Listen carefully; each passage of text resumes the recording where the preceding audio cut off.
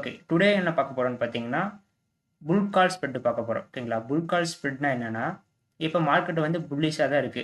But நீங்க எடுத்து வச்சிருக்க கால் ஆப்ஷனுக்கு எகென்ஸ்டா போயிடுச்சு அப்படின்னா, என்ன பண்றது? உங்களோட லாஸ் எல்லாமே பார்த்தீங்கன்னா புக் பண்ற மாதிரி ஆயிடும். அப்படி இல்ல அப்படின்னா, இன்னொரு சினாரியோ நடக்கும்.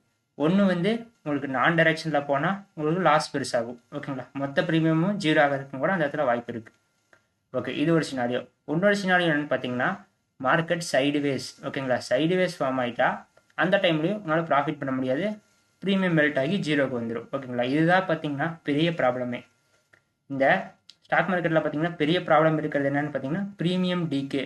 அதனாலேயே பார்த்தீங்கன்னா பையர்ஸ் நிறைய பேர் ப்ராஃபிட் பண்ணாமல் போயிடுறாங்க. ஓகேங்களா? நிறைய பேர் லாஸ் புக் பண்ணிட்டு வராங்க. என்னன்னா இதுதான் ரீசன். ஓகேங்களா?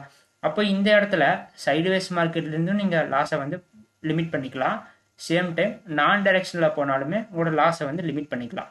அதுக்காக தான் பார்த்தீங்கன்னா இந்த புல் கால் ஸ்ப்ரெட்